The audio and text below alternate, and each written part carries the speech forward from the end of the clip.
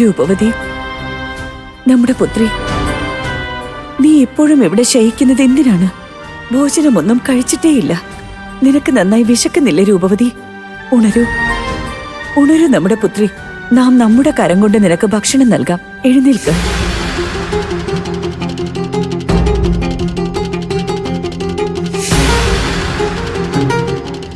രൂപവതി, ഇങ്ങനെ ചെയ്യാൻ പാടില്ല. നീ ഇപ്രകാരം ശയിക്കുന്നത് എന്താണ്?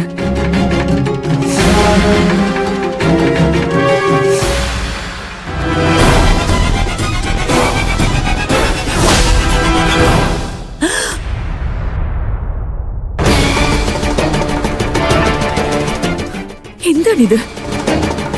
ഇത് രൂപവതി അല്ലല്ലോ. നമ്മുടെ പുത്രി എവിടെ പോയി? അവൾ ഇവിടെ കിടന്നുറങ്ങുന്നത് പോലെ തന്നെയാണല്ലോ കിടക്ക് സജ്ജീകരിച്ചിരിക്കുന്നത്. അതിനർത്ഥം രൂപവതി കാണിച്ചത് തന്ത്രമായിരുന്നോ? ഇവിടെ ആരോടും പറയാതെ രൂപവതി പോയിരിക്കുകയാണോ? അവൾ എവിടെ പോയിരിക്കും? നാലുപാടും ഇത്രയും ആപത്തുകൾക്ക് നടുവിൽ നമ്മുടെ പുത്രി എവിടെയായിരിക്കും? സർവനാശം!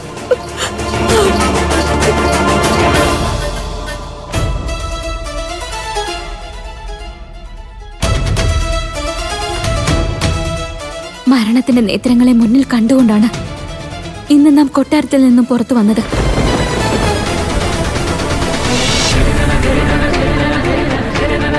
ഉത്തരം ലഭിക്കാതെ നാം തിരികെ പോകില്ല.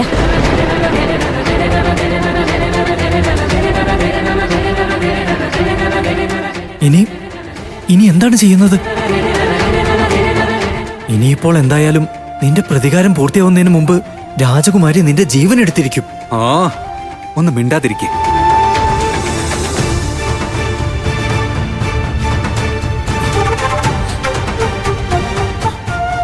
എന്നാൽ ശരി, നാം കുമാരിയുടെ എല്ലാ ചോദ്യങ്ങൾക്കും കൃത്യമായ ഉത്തരം നൽകുന്നതാണ്.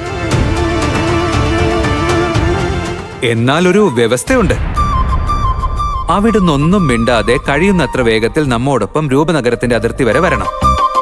അവിടുന്ന് എത്രത്തോളം വേഗം നമ്മോടൊപ്പം വരുന്നുവോ അത്രത്തോളം വേഗം നാം ഉത്തരം നൽകുന്നതാണ്.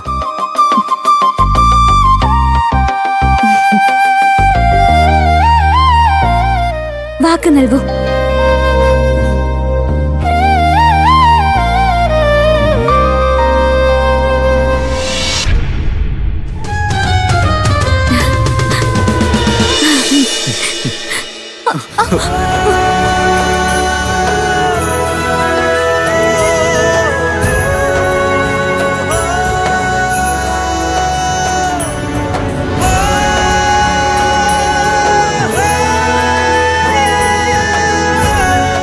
ശിലകൾ നിറഞ്ഞ വഴിയാണ് മുൻപിലുള്ളത്. അവിടത്തേക്ക് വിരോധമില്ലെങ്കിൽ ഇനിയുള്ള ദൂരവും അവിടുന്ന് നമ്മുടെ കരങ്ങളിൽ ഇങ്ങനെ മുറുകെ പിടിച്ചോളും.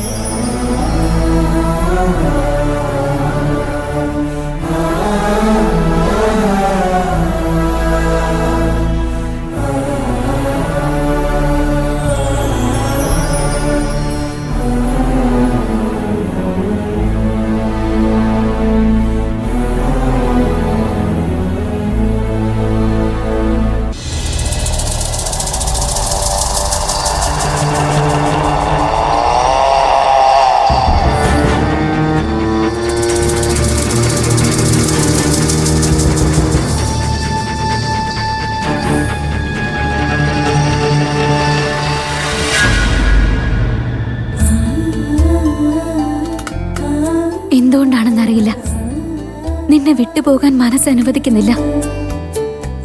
രാത്രിയിലെ അന്ധകാരത്തിൽ നിന്നോടൊപ്പമുള്ള ഈ യാത്ര നമുക്കേറെ പ്രിയപ്പെട്ടതായിരിക്കുന്നു.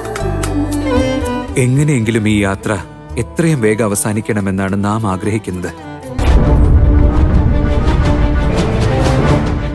അങ്ങനെ കുമാരിയെ നമുക്ക് അവിടുത്തെ രാജ്യത്തിന്റെ അതിർത്തിയിൽ എത്തിക്കാൻ സാധിക്കും.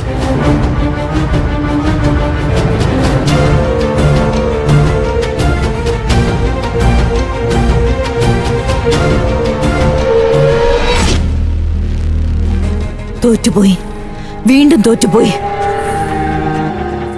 അത് നോക്കൂ,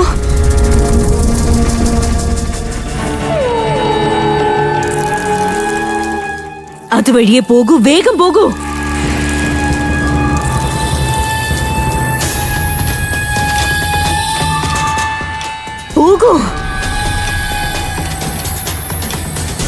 അന്ധകാരത്തിലൊന്നും കാണാൻ സാധിക്കുന്നില്ല. നീ നിശബ്ദനായി ഞാൻ പറഞ്ഞ സ്ഥലത്ത് പോയി നിന്നോളൂ. കാണേണ്ടത് നാം കാണാം. കുമാരി, അവിടുന്ന് സ്വന്തം രാജ്യത്തിന്റെ അതിർത്തിയിലെത്തിയിരിക്കുന്നു. ഇനി നിങ്ങൾ ഇരുവരും മുന്നോട്ട് പോയിക്കോളൂ. ഇനിയും നമ്മളെ ആരെങ്കിലും ഒരുമിച്ച് കണ്ടു കഴിഞ്ഞാൽ അതെല്ലാവർക്കും ദോഷമായി ഭവിക്കും. ഞങ്ങൾക്ക് ഉടൻ തന്നെ ഞങ്ങളുടെ വനത്തിലേക്ക് തിരിച്ചു പോകണം. വരൂ അഭിരാജ്. അപ്പൊ നമ്മുടെ ചോദ്യങ്ങളുടെ ഉത്തരം?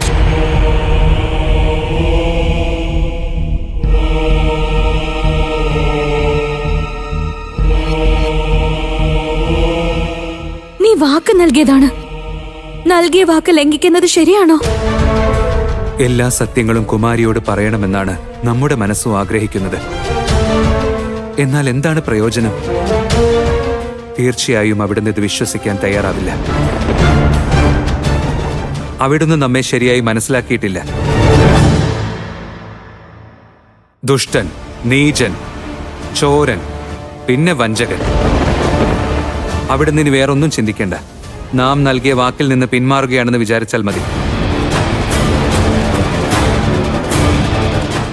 അവിടുന്ന് നമ്മെക്കുറിച്ച് എന്തൊക്കെ ധരിച്ചാലും അത് നമ്മെ യാതൊരു വിധത്തിലും ബാധിക്കില്ല. നാം എങ്ങനെയാണോ അങ്ങനെ തന്നെ തുടരുന്നതാണ്.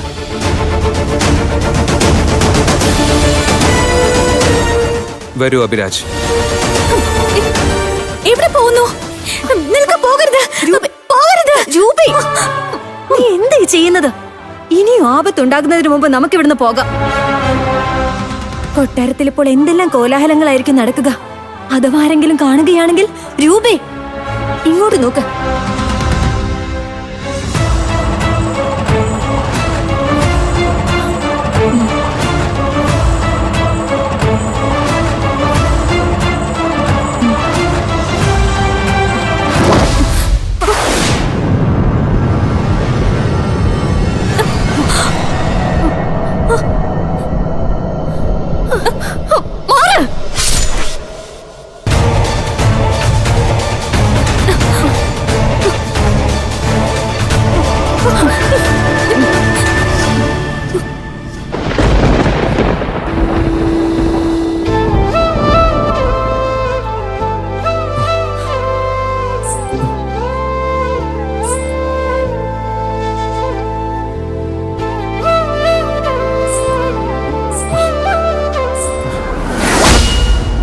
അഭിരാജ്,